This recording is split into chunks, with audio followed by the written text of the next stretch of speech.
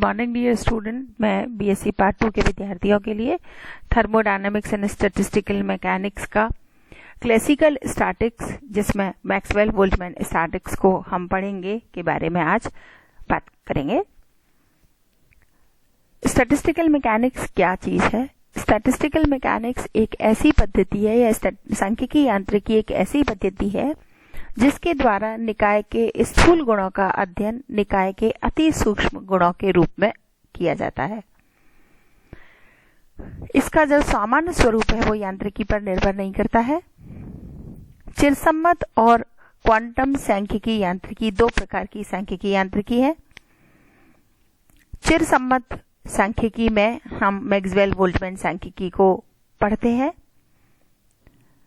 हम ये जानते हैं कि अणुगति सिद्धांत की भांति ही सांख्यिकी यांत्रिकी भी द्रव्य के आणविक प्रतिरूप की कल्पना करती है, परंतु अणुओं के एक दूसरे के साथ तथा एक पृष्ठ के साथ संघटनों जैसे तथ्यों के विस्तृत विचार से संबंध नहीं रखती है। उसी के आधार पर हम ये कंसीडर करते हैं कि चिरसम्मत सन्निकटन की वैधता क्या है। Validity of classical approximation. Validity of classical approximation की हम बात करें तो हम ये कहते हैं कि किसी भी निकाय का क्वांटम यांत्रिकीय विवरण जो है वो हम जानते हैं वो अधिक यथार्थ होता है, परंतु उपयुक्त अवस्थाओं में क्वांटम यांत्रिकी विवरण तथा चिरसम्मत यांत्रिकी विवरण के द्वारा प्राप्त विवरण सन्निकटता है तुल्य होते हैं। अर्थात यह जानना आवश्यक हो जाता है कि किन किन अवस्थाओं में चिरसम्मत सिद्धांतों पर आधारित सांख्यिकी सिद्धांतों जैसे सांख्यिकी निकायों की व्याख्या के लिए उपयुक्त किया जाता है, अर्थात किन अवस्थाओं में चिरसम्मत सन्निकटन वैध है। क्योंकि निम्न ताप पर ऊष्मा भंडार के संपर्क में स्थित निकाय के लिए कैनोनिकल वितरण के अनुसार हम जानते हैं कि ऊर्जा E की अवस्था में स्थित होने की यदि कणों की प्रायिकता निकालें तो वह प्रायिकता e⁻⁻ एक्सपोनेंशियल -e/kT के अनुक्रमानुपाती होती है। यदि हम ये कंसीडर करें कि ऊष्मीय ऊर्जा kT का मान बहुत कम है तो निकाय के ऊर्जा स्तरों के मध्य अंतराल डेल्टा E से कम या उसके लगभग बराबर हो तो ऊर्जा E और E प्लस डेल्टा E की अवस्थाओं में निकाय के स्थिर होने की प्रायिकताओं में वृहद अंतर होगा। ऐसी अवस्थाओं में निकाय की ऊर्जा अवस्थाओं का विविक्त या क्वांटित होना बहुत महत्वपूर्ण होगा। इसके विपरीत यदि हम ये माने कि ऊष्मीय ऊर्जा kT का मान ऊर्जा अंतराल डेल्टा E की तुलना में बहुत अधिक है, उस केस में हम लेते हैं kT is very very greater than delta E, तो प्रायिकता फलन में चरघातांक की गुणांक e⁻⁻ महत्वपूर्ण नहीं होगी, क्योंकि E व E प्लस डेल्टा E दोनों ऊर्जा अवस्थाओं के लिए इस गुणक का मान 1 के बराबर होगा। इसके अतिरिक्त किसी भी निकाय के लिए यह भी सिद्ध किया जा सके कि क्वांटम यांत्रिकी का प्रभाव महत्वहीन है तो चिरसम्मत सन्निकटन वैध होगा।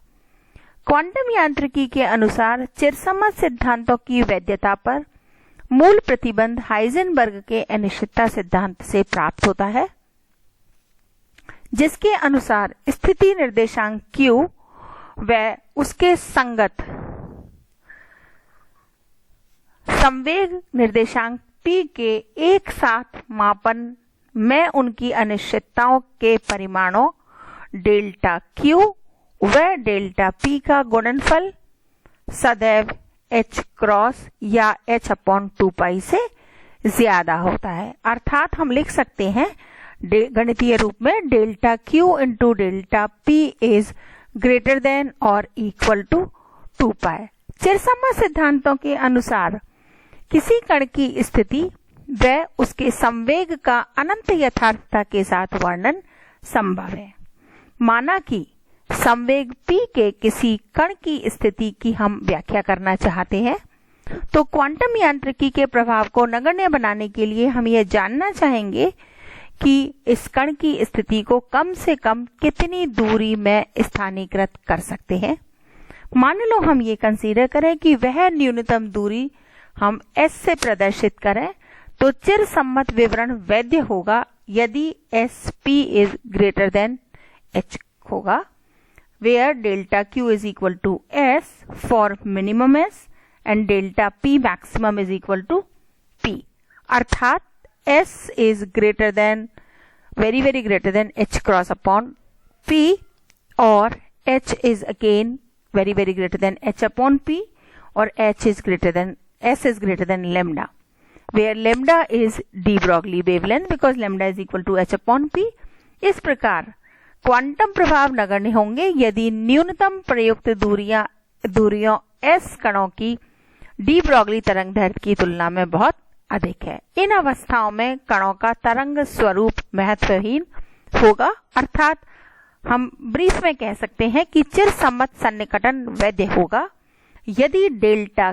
यदि KT is greater then delta E और S is greater then lambda होगा। अब हम कंसीडर करते हैं कि कला निर्देशाकाश या फेज स्पेस क्या होता है। फेज स्पेस को समझने के लिए हमने कंसीडर किया कि माना कि हमारे पास एक निकाय है जिसमें n पार्टिकल्स है और n पार्टिकल्स एक दिए गए आयतन V में वितरित है। यदि हमारे पास सिस्टम स्टैटिक है, स्थिर है, तो सभी पार्टिकल्स जो हैं वो अलग अलग बिंदुओं पर निर्देशाकाश में नियत है। The location of any particle can be determined by the knowledge of its 3 position coordinate. हम उन कणों की लोकेशन को, यदि हमें 3 निर्देशांक पता है या XYZ या R थीटा और फाई, तो हम उन सभी कणों की लोकेशन को ज्ञात कर सकते हैं। चूंकि हमारे पास यहाँ n पार्टिकल्स है, इसलिए हमें कंप्लीट स्टैटिक सिस्टम की कंप्लीट इंफॉर्मेशन के लिए 3n कोऑर्डिनेट्स की जानकारी होनी चाहिए। ऐसा 3 डायमेंशनल स्पेस जिसमें किसी भी पार्टिकल की लोकेशन को डिस्क्राइब करने के लिए हमें 3 पोजीशन कोऑर्डिनेट्स की आवश्यकता होती है, हम उसे पोजीशन स्पेस कह देते हैं। हमारे पास यदि कोई सिस्टम डायनेमिक है, अगर सिस्टम डायनेमिक होगा तो सिचुएशन पहले से अलग होगी। उस डायनेमिक सिस्टम की सिचुएशन अलग इसलिए हुई कि अब हमारे पास जो कण है वो विभिन्न वेग से, विभिन्न संवेगों के द्वारा गतिशील है। ऑब्वियसली ऐसे सिस्टम को हम सिर्फ खाली 3 पोजीशन कोऑर्डिनेट से कंप्लीट डिस्क्राइब नहीं कर सकते हैं। इसलिए ऐसे सिस्टम को डिस्क्राइब करने के लिए इन 3 पोजीशन कोऑर्डिनेट, कौन से 3 पोजीशन कोऑर्डिनेट, X, Y और Z, इनके साथ साथ हमें 3 मोमेंटम कंपोनेंट Px, Py और Pz, जिनकी वेलोसिटीज Vx, Vy और Vz हैं, की भी आवश्यकता है। यदि हमारे पास जो कण v वेलोसिटी से गतिशील है, यदि उसका द्रव्यमान m है, जिसका संवेग p is equal to mv से दिया गया है, उसके 3 संवेग के जो कंपोनेंट हैं px is equal to mvx, py is equal to mvy और pz is equal to mvz। जब हम इन कणों की पोजीशन को कंप्लीटली डिस्क्राइब कर सकते हैं by the 3 position coordinates x, y and z in 3 dimensional space, similarly हम मोमेंटम कोऑर्डिनेट्स को भी कंप्लीटली डिस्क्राइब कर सकते हैं by the 3 dimensional space p और 3 डायमेंशनल स्पेस जिसको हम मोमेंटम स्पेस कहते हैं by the 3 coordinates px, py, pz। किसी भी संवेग निर्देशांक में जिस तरह से हम पोजीशन निर्देशांक में 3 म्यूचुअली परपेंडिकुलर एक्सिस लेते हैं, उसी तरह हम संवेग निर्देशाकाश में भी 3 mutually perpendicular axis px, py, pz को डिफाइन कर सकते हैं। ऐसा कोई भी कॉम्बिनेशन जिसमें पोजीशन कोऑर्डिनेट्स या पोजीशन स्पेस और मोमेंटम स्पेस ज्ञात हो, उसको हम कला निर्देशाकाश कह देते हैं, फेज स्पेस कह देते हैं। इसका मतलब जो फेज स्पेस होगा, कला निर्देशाकाश होगा, वह 6 डायमेंशनल होगा, उसकी 6 एक्सिस होंगी। The position of A particle in phase space is completely specified by the 6 coordinates x, y, z, px, py and pz। यदि मान लो उसमें n पार्टिकल्स हैं उस निकाय में, तो उन एन पार्टिकल्स में कला निर्देशाकाश की कंप्लीट जानकारी के लिए हमें 6 एन कोऑर्डिनेट्स की आवश्यकता होगी। उस स्थिति में हम उन सभी कणों का डायनामिकल सिस्टम के लिए किसी भी कला निर्देशाकाश में कणों की स्थिति और पोजीशन को हम कंप्लीटली इंफॉर्मेशन दे सकते हैं। यदि मान लो हम सांख्यिकीय दृष्टिकोण से एक सरलतम तंत्र एक परमाणु गैस का लें, तो आणविक दृष्टिकोण से गैस की अवस्था के पूर्ण विवरण में प्रत्येक अणु की स्थिति और वेग के लिए हमें इन 6 राशियों को निर्दिष्ट करना आवश्यक है। इन 6 राशियों के साथ हमने कंसीडर किया कि हमारे पास हमारा जो कला निर्देशाकाश है उसको आयतन के षटविमीय अल्पांशों में हमने विभाजित कर दिया। Therefore, a 6-dimensional space is imagined in which a point is represented by 3 coordinates of the particle. This 6-dimensional space is termed as phase space and the point represented as it is called a phase point. हमारे पास जो निकाय है उस निकाय में हमने कला निर्देशाकाश को आयतन के षटविमीय अल्पांशों में विभाजित किया और उसकी सबसे छोटी यूनिट को हमने कहा सेल, कोष्ठिका कह दिया हमने, और उस कोष्ठिका की जो भुजाएं थी, जो आर्म्स थी या कोष्ठिका की जो लंबाई है उसको हमने dx, dy, dz, dpx, dpy और dz, dpz से हमने कंसीडर किया, हमने उसको परिभाषित किया और उसके वॉल्यूम को, उस सेल के वॉल्यूम को हमने कैपिटल H से डिनोट किया and volume of this cell is equal to dx, dy, dz, dpx, dpy और dpz। ये जो डिफरेंशियल्स हैं ये बहुत छोटे हैं निकाय के फैलाव की तुलना में, and the range of momentum of particles but they are bigger enough so that the cell में contain a large number of representative points. मान लो हमने कंसीडर किया कि जो कोष्ठिकाएं हैं उनको हमने नंबरिंग करी 1 2 3 4 अप टू I तक, और मान लीजिए उन संगत कोष्ठिकाओं में N1, N2, N3 up to Ni कला बिंदुओं की संख्याएं हैं।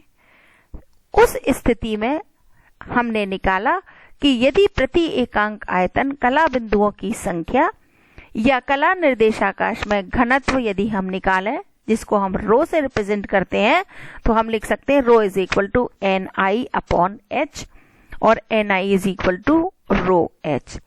जो सबस्क्रिप्ट है वो हमारे पास इन सेल्स की सीरियल नंबर को रिप्रेजेंट कर रहा है। डेंसिटी जो रो है यह है IV कोष्ठिका के 6 निर्देशांकों का कोई फलन है।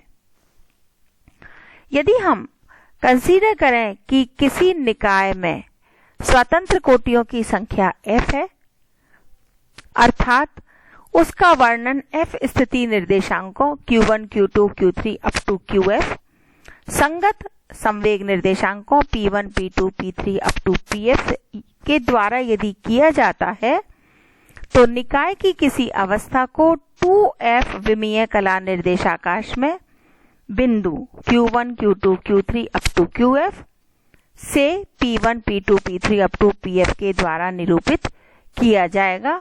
इस कला निर्देशाकाश में प्रत्येक कोष्ठिका का जो आयतन होगा वो क्या होगा? H, that will be equal to dq1, dq2, dq3 up to dqf, dp1, dp2, dp3 up to dpf। इस प्रकार निकाय की किसी भी अवस्था का वर्णन कला निर्देशाकाश में उस कोष्ठिका पर निर्भर करता है जिस अवस्था से संबद्ध कला बिंदु स्थित होता है। अतः चर सम्मत विवरण में कला निर्देशाकाश में कोष्ठिका क्वांटम यांत्रिकी विवरण में क्वांटम अवस्था के अनुरूप ही है। यहां हमने क्वांटम यांत्रिकी में क्वांटम अवस्था ब्लैंक नियतांक h के रूप में परिभाषित किया है। क्वांटम स्टैटिक्स के अनुसार या क्वांटम सांख्यिकी के अनुसार हम लिख सकते हैं del Q1 del P1 is greater than और equal to h upon 2 pi. अतः del Q1 del P1 is equal to h naught ले सकते हैं। यहाँ पर h नॉट एक नियतांक है जिसकी डायमेंशन प्लैंक नियतांक की डायमेंशन के बराबर है।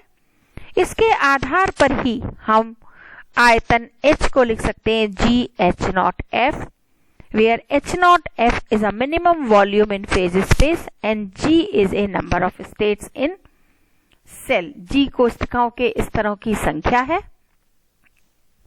3 स्वतंत्र कोटियों अर्थात 6 डायमेंशनल फेज स्पेस के निकाय के लिए कोशिका का आयतन कितना होगा? g h cube not.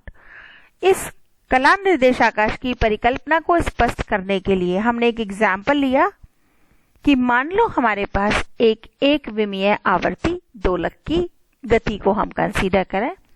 किसी भी क्षण दोलक की कुल ऊर्जा जो है E का मान क्या है? 1/2 mvx² प्लस 1/2 kx², जहां पर vx जो है वो दोलक के रेखीय वेग का x कंपोनेंट है, x दोलक का x अक्ष के अनुदिश विस्थापन है, m दोलक का द्रव्यमान है तथा कुल ऊर्जा मतलब गतिज ऊर्जा 1/2 mvx² तथा स्थितिज ऊर्जा 1/2 kx² के योग के बराबर है। दोलक की मूल आवृत्ति न्यू है। चूंकि दोलक के रेखीय संवेग का x कंपोनेंट px है तो px इज इक्वल टू हम लिख सकते हैं mvx और total energy E is equal to 1/2 mvx² plus 1/2 kx² और px² upon 2me plus 1/2 kx² upon E is equal to 1 और this equation is written as x² upon b² plus px² upon a² is equal to 1 where b is equal to 2e upon k and a² is equal to twice me। अर्थात नियत ऊर्जा E के लिए ये जो हमारे पास समीकरण 3 था कला निर्देशाकाश के x px तल में एक दीर्घ वृत्त बनाता है जिसको हमने इस चित्र में यहां प्रदर्शित किया है। इस दीर्घ वृत्त में सेमी मेजर एक्सेस हमारे पास √2 अपॉन ई है। ये इस दीर्घ वृत्त की सेमी मेजर एक्सेस है। √2me हमारी सेमी माइनर एक्सेस है। कला निर्देशाकाश में निश्चित ऊर्जा E का बिंदु एक अद्वितीय प्रक्षेप पथ की रचना करता है। कला निर्देशाकाश में एक निश्चित ऊर्जा E का जो बिंदु है वो एक यूनिक ट्रेजेक्ट्री बनाता है जिसके फलस्वरूप ट्रेजेक्ट्री जो है वो एक दूसरे को प्रभावित नहीं करती है। इस स्थिति में कला निर्देशाकाश में इस दीर्घवृत्त का जो क्षेत्रफल होगा उसको हम निकाल सकते हैं। Area of this ellipse in phase space is equal to pi into semi major axis into semi minor axis. So A is equal to pi under the root 2e upon k into under the root twice me, or it is equal to 2 pi e under the root m upon k and it is equal to e upon nu। अर्थात यह क्षेत्रफल ऊर्जा के 0 से E तक मानों के लिए कला आकाश को निरूपित करता है। यदि ऊर्जा E से E प्लस D के मध्य हो तो क्षेत्रफल dA 2 pi under the root m upon k dE में हमने इस चित्र में इसको शेडेड से दिखाया है। इस दोलक का कला आकाश होगा। इस कला आकाश में h is equal to h अर्थात कोशिकाओं की जो संख्या है वो dA upon it should be h is equal to dE upon h न्यू होगी। अब हम अगली क्लास में कंसीडर करेंगे कि माइक्रोस्टेट्स और मैक्रोस्टेट्स सूक्ष्म अवस्थाएं और स्थूल अवस्थाएं क्या होती हैं। तब तक आज के लिए इतना ही काफी है। Thank you.